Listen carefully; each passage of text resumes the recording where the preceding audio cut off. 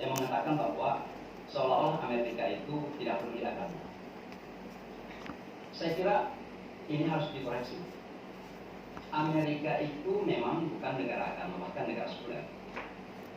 Tapi satu hal yang kita pastikan bahwa Amerika itu sangat religius. Dan kalau kita melihat Amerika sebagai institusi, maka Tuhan tidak pernah dipisahkan. Di dalam konstitusi Amerika ditegaskan bahwa bangsa Amerika ini adalah one nation under God. Bahkan kalau kita melihat pengadilan-pengadilan di Amerika, di mana-mana itu ditempelkan in God we trust. Jangankan itu, dalam duit Amerika saja dituliskan secara gamblang in God we trust. Itu menunjukkan bahwa agama memiliki peranan penting dalam kehidupan Amerika sebagai bangsa. Dan kita bisa mengatakan bahwa Amerika itu sangat religius. Walaupun tentu definisi agama di sini tentu berbeda dengan di kita. Karena barangkali kita sebagai Muslim dan khususnya Muslim Indonesia, ketika kita berbicara tentang agama, rata-rata kita kaitkan dengan praktek-praktek ritual. Tapi kita terkadang jarang membawa agama itu dalam kehidupan publik, dalam kehidupan sosial. Satu hal yang bisa kita lihat, bagaimana kedalaman beragama bangsa Amerika dan negara sebagai negara adalah, ambillah satu contoh barangkali yang agak sensitif tentang public accountability. Public accountability kan dalam bahasa agama kita amanah, bahwa pemegang kekuasaan itu harus amanah dalam menjalankan kekuasaan. Dan itu bisa kita lihat dalam kehidupan publik di Amerika Serikat, bahwa di saat mereka sudah tertuduh, apalagi tersangka, maka mereka akan malu untuk melanjutkan posisi itu. Berbeda misalnya, mohon maaf ini kalau di tanah air kita ada orang yang sudah tersangka tapi belum mau melepaskan jabatannya. Nah ini kan kekurangan amanahan di dalam memegang amanah publik tersebut. Maka bagi saya itu bentuk religiusitas, bentuk keberagamaan harus kita apresiasi. Di sinilah kemudian kita lihat juga bahwa dalam kaitan dengan freedom of religion tadi, bahwa Amerika itu adalah agama sekuler. Tapi satu hal yang harus kita pahami, bahwa kata sekularisme sebagaimana demokrasi juga, itu tidak bisa dipahami secara monolit, secara utuh. Karena pada setiap bangsa ada definisi-definisi yang berbeda. Ambillah misalnya kata demokrasi. Kita di Indonesia pernah ada demokrasi terpimpin, kemudian yang kita kenal belakangan pada zaman Pak Harto ada demokrasi Pancasila dan seterusnya sampai sekarang ini pun. Maka tidak perlu kita sebagai bangsa Indonesia memahami demokrasi sebagai demokrasi liberal seperti yang dipahami oleh dunia Barat. Demikian juga sekularisme. Sekularisme di Amerika itu sangat berbeda dengan definisi sekularisme yang ada bahkan di Eropa Barat misalnya. Sekularisme di Amerika adalah bahwa negara dan pemerintah tidak punya hak untuk melakukan intervensi dalam keyakinan dan agama masyarakat. Tapi negara wajib menjamin hak beragama bagi semua masyarakat. Karena itu merupakan hak konstitusi. Nah di sini kemudian kita melihat misalnya perbedaan interpretasi sekularisme di dunia barat, maksud saya di Eropa misalnya di Perancis dengan di Amerika Serikat. Kalau di Perancis karena pemahaman sekularisme yang begitu rigid, yang kaku, yang sempit, maka simbol-simbol agama tidak bisa ditampilkan di tempat-tempat publik. Berbeda misalnya di Amerika, kita melihat di kota New York, saya kebetulan berlatih kultur di kepolisian. Banyak teman-teman kita muslimah NYPD memakai jilbab tidak pernah didiskusikan. Nah ini kan berbeda di negara kita yang beberapa tahun yang lalu bahkan sempat diperdebatkan apakah polwan bisa memakai jilbab atau tidak. Sementara NYPD di New York itu nggak pernah dipertanyakan apakah polwan itu bisa pakai jilbab atau tidak. Kenapa? Karena negara menjamin hak beragama bagi setiap penduduk. Maka saya kira ini penting untuk kita pahami karena ada kesalahpahaman bahwa Amerika sebagai negara sekuler seolah-olah tidak memperhatikan agama dan tidak memberikan hak beragama kepada orang. Nah, kalau kita menghubungkan dengan Indonesia sebenarnya, maka Amerika dalam hal kehidupan beragama ini sangat mirip. Indonesia bukan negara sekuler kita kenal, tapi di satu sisi juga Indonesia bukan negara agama yang kita kenal bahwa Indonesia adalah negara Pancasila. Tapi dua negara, Amerika dan Indonesia, ternyata menempatkan agama dalam hal ini Tuhan pada posisi yang begitu sangat krusial. Pancasila ketuhanan yang esa yang kemudian diterjemahkan dalam Undang-Undang Dasar di pasal 29 ayat 1 bahwa negara kita, bangsa kita ini berdasarkan kepada Tuhan Esa. Artinya apa? Ini mirip dengan Amerika, bahwa walaupun ya Amerika bukan ada negara sekuler, mirip dengan Indonesia yang bukan juga negara agama, tapi ternyata menempatkan agama pada posisi yang sangat penting bahkan dalam kehidupan berbangsa dan bernegara. Dan keduanya sungguhnya tidak bisa memisahkan agama dari kehidupan publik. Dan ini Bu Lena bisa kita lihat dalam perdebatan politik yang terjadi di Amerika.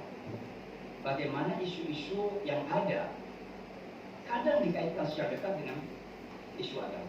Masalah aborsi misalnya, kemudian perkawinan satu jenis, dan lain sebagainya. Ini semua berkaitan dengan moral dan agama.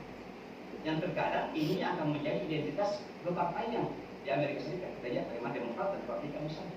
Walaupun sejujurnya tidak terlalu banyak terpengaruh seperti yang saya sebutkan tadi dengan pemilihan presiden atau pemilu itu sendiri. Apakah presidennya Republikan, apakah presidennya Demokrat, yang namanya amoralitas yang juga terjadi di Amerika Serikat, termasuk misalnya perkawinan sejenis itu. Maka ini hal pertama barangkali yang saya ingin singgung, bahwa Amerika itu sangat religius, sangat beragama, dan kehidupan beragama sangat-sangat dijamin. Nah sekarang saya ingin melompat kepada bagian yang kedua tentang kira-kira apa pengaruh kepada kehidupan beragama dan hubungan antar agama dengan terpilihnya Joe Biden. Dan tentu banyak hal yang bisa kita sebutkan. Tapi yang pasti adalah bahwa pada zaman Donald Trump, khususnya umat Islam tentunya dan imigran secara umum, memang mengalami tantangan-tantangan yang sangat luar biasa.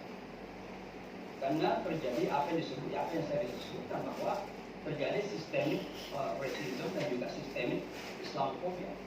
Kalau dulu Islamophobia itu di pinggir-pinggir jalan, ya orang-orang yang tidak tahu, orang-orang kena menjadi victim of media. Tapi sekarang ini justru Islamophobia itu keluar dari White House. Nah itu banyak contohnya. Tentu Pak Dubes mungkin sudah tahu bahwa pada zaman Barack Obama dan Joe Biden sebagai wakil presiden, begitu banyak posisi-posisi penting di White House, bahkan di Deputi Amerika sendiri, salah seorang Deputi Menteri Luar Negeri adalah seorang wanita Muslim atau orang India, saya lupa namanya beliau. Kemudian di White House ada penasihat senior presiden sebagai Special Envoy ke Muslim Community. Bahkan Dubes Amerika ke OOKI ketika itu ada seorang habis Quran muda dari keturunan Pakistan dan dari Michigan. Ya, saya tidak tahu apakah Dubes Amerika sekarang ada di OOKI.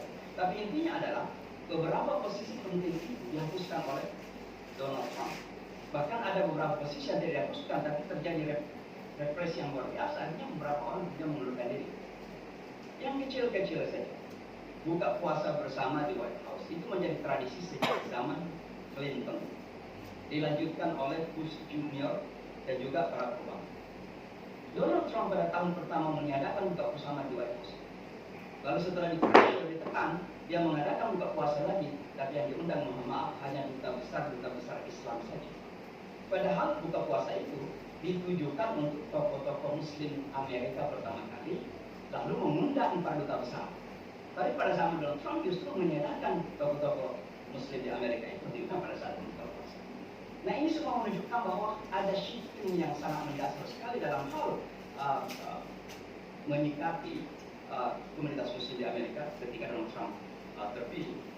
Tapi saya kira yang terpenting adalah dengan mengusung Making America Great Again, yang sebenarnya diterjemahkan bahwa Making America Great Again itu artinya Making America White Again. Maka sudah pasti Islam ini dibenci double-double. Kenapa double? Pertama, karena Islam dipersepsikan sebagai agama non-white. Yang kedua, Islam dipersepsikan sebagai agama imigran. Nah, Donald Trump anti non-white, Donald Trump anti imigran, maka sudah pasti Islam dibenci dua kali lipat. Nah itulah sebabnya terbangun kondisi Islamophobia yang sangat luar biasa. Di mana-mana ada beberapa kekerasan yang terjadi kepada komunitas Muslim, bahkan kepada komunitas minoritas secara umum. Nah harapan kita inilah yang kemudian besar dengan terpilihnya Donald Trump, sehingga memang 70% lebih suara umat Islam diberikan kepada Donald Trump. Ya walaupun saya tidak mengurangi adanya hal-hal yang positif seperti yang Pak Dubes tadi katakan, bahwa Donald Trump ini adalah presiden yang berhasil. Tapi itu kalau berbicara tentang ekonomi domestik, Ya.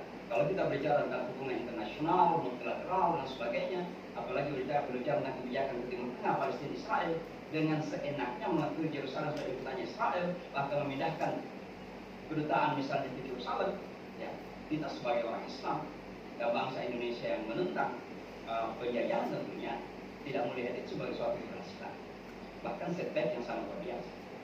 Ini sebaliknya tentu pada zaman Barack Obama. Barack Obama adalah presiden pertama yang berani menggunakan kata condemnation ketika Israel menyerang Gaza, saya lupa di tahun berapa ya. Sehingga betul-betul Benjamin Netanyahu begitu benci pada Barack Obama ini.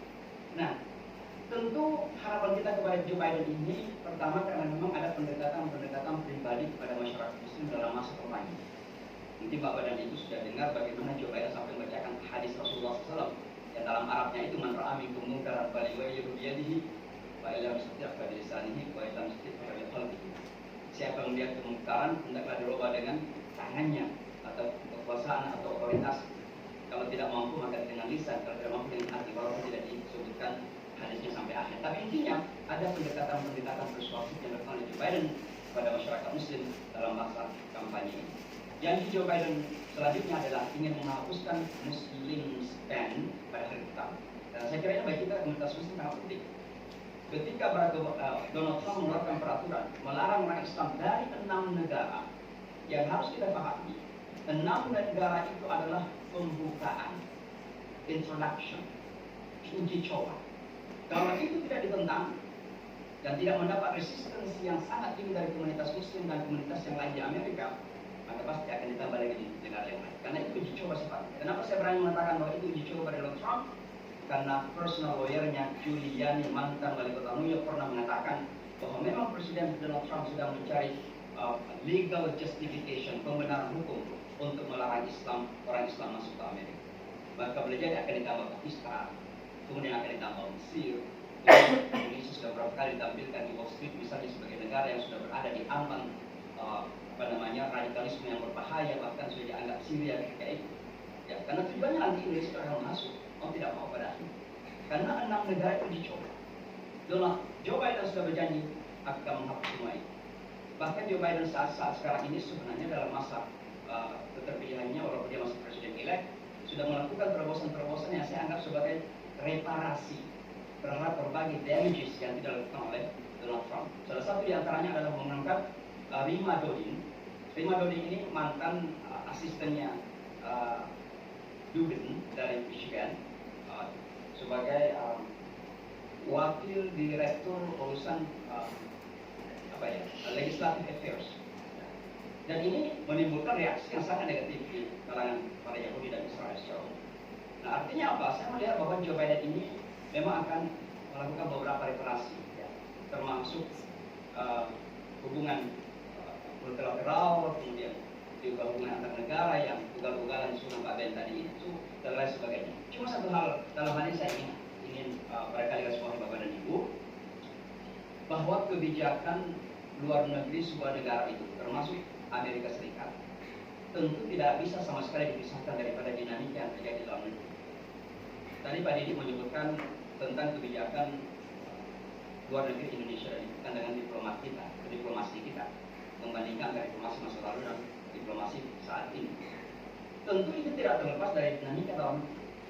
Jadi kalau ada kecenderungan diplomasi yang sepertinya cenderung incline di China misalnya, maka tentu itu tidak terlepas dari kebijakan atau dinamika dalam negeri.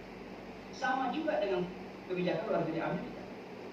Kalau kita melihat kebijakan luar negeri Amerika selalu berpihak kepada Israel misalnya atau kepada Yahudi misalnya, maka itulah dinamika dan realita yang terjadi dalam negeri. Dan ini tidak akan bisa hanya diselesaikan dengan pemilihan seorang presiden. Maka saya tidak terlalu penuh harap dengan Joe Biden akan misalnya merubah kembali kebijakan Amerika mengakui Yerusalem sebagai ibu kota Israel, atau misalnya memindahkan kembali kedutaannya ke Tel Aviv. Saya tidak yakin. Kenapa? Karena Amerika adalah sebuah institusi. Tidak terlalu banyak ditentukan oleh seorang presiden, bahkan sekalipun ditentukan oleh kebijakan bersama. Beda misalnya dengan negara-negara lain yang terkadang ditentukan oleh tokoh, termasuk tokoh partai. Sering saya bercanda, kalau tokoh partainya tersenyum, rakyat ikut tersenyum. Tapi kalau tokoh partainya itu nggak mau saling tersenyum, ya rakyatnya nggak mau saling tersenyum. Tapi di Amerika beda. Amerika itu memiliki institusi yang sangat luar biasa, as an institution, sehingga tidak terlalu banyak terpengaruh dengan hanya sekedar pemilihan seorang presiden, termasuk kebijakan luar negeri. Maka kalau kita berbicara tentang kebijakan luar negeri Amerika, ini akan banyak ada dinamika dalam negeri. Dan mohon maaf, di sini kemudian urgensi bagi kami, para dai di Amerika, para imam di Amerika, untuk bisa melakukan perombakan sekecil apapun terhadap dinamika-dinamika yang terjadi dalam negeri, termasuk bagi saya pribadi membangun komunikasi dengan masyarakat Yahudi.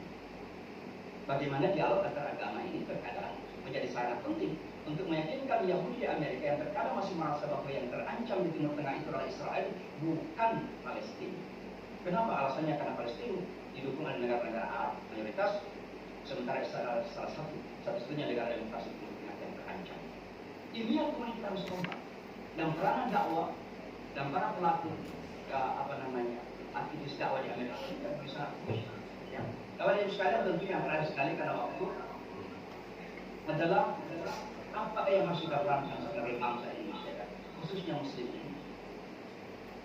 Saya merasa bahwa Indonesia itu menjadi negara Muslim terbesar, dan ini saya sampaikan di mana-mana, bukan karena kebetulan, tapi saya yakin itu amanah dari Tuhan. Oleh sebab itulah maka sebagai negara Muslim terbesar sejak 9/11 di tahun 2001, ada sebuah harapan yang tidak pernah diekspresikan secara lisan, tapi sebenarnya harapan dunia Barat dan Amerika secara khusus, bahwa Indonesia itu harus memainkan peranan signifikan di dalam upaya untuk mewakili Muslim yang rahmatan lil alamin itu di dunia global. Kita selalu mengatakan rahmatan lil alamin, tapi apa rahmatan lil alamin itu? Bukan sekedar karena damai, bukan sekedar karena ramah. Yang yang terpenting rahmatan lil alamin itu adalah bahwa Islam di Indonesia yang kita gunakan Islam yang memang mewakili nilai-nilai universal yang ternyata juga oleh dunia Barat sangat dibanggakan. Kita adalah negara Muslim terbesar, dan kita disebutkan tidak negara demokrasi kedua atau yang pertama di dunia juga. Bahkan seringkali disebut sebagai the third democracy di Indonesia. Artinya apa? Sangat secuil negara-negara Muslim yang bisa mengawinkan antara agama dan demokrasi. Dan itu adalah menurut utama bagi penghormatan kepada wanita. Saya dengar sejak partai politik Indonesia harus 30% kandidatnya wanita, yang kita tidak dapatkan bahkan di Amerika sekalipun. Demikian juga toleransi. Ada gesekan-gesekan agama yang antar agama yang terjadi. Ada di Maluku, ada di Poso, dan lain sebagainya. Tapi itu gesekan atau sebuah kasuistis yang terjadi. Di Amerika pun, Bapak dan Ibu, kalau saya ingin menjadikan kasus-kasus yang terjadi itu sebagai wajah Amerika, maka buram wajah Amerika itu. Tapi saya ingin adil kepada Amerika, bahwa Amerika adalah negara yang toleran. Amerika ini negara yang memberikan kebebasan kepada kita, sehingga kasus-kasus ini saya tidak ingin jadikan sebagai wajah Amerika. Saya kira Indonesia juga demikian.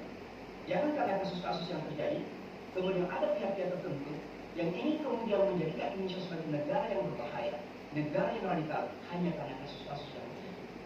Saya sebagai seorang Muslim yang tinggal di Amerika, sedih kalau sampai ada warga Indonesia luar negeri yang mengatakan misalnya bahwa Indonesia sudah berada di ambang kehancuran radikalisme hanya karena kasus-kasus dari ini. Mari kita banggakan bahwa tidak ada negara yang imun dari kasus-kasus yang terjadi. Dan oleh karena Indonesia sangat toleran, kerukunan beragama kita tidak perlu diajar dari siapapun. Maka Indonesia masanya harus berada di garda terdepan, tidak saja untuk menyampaikan Islam dan rahmat dan alamin ini, tapi harus menjadi contoh bahwa Indonesia, kalau ada yang melihat Islam yang sungguhnya, pandang Indonesia. Nah, sampai di mana kita bisa melihat peranan ini? Saya melihat bukan sekedar sebagai amanah agama, tapi yang terpenting juga adalah amanah konstitusi kita. Konstitusi kita mengatakan bahwa kita wajib untuk menjaga ketentraman kedamaian dunia, dan salah satu di antara syarat ini harus kita lakukan untuk menjaga ketentraman dunia adalah menampilkan Islam yang sesungguhnya.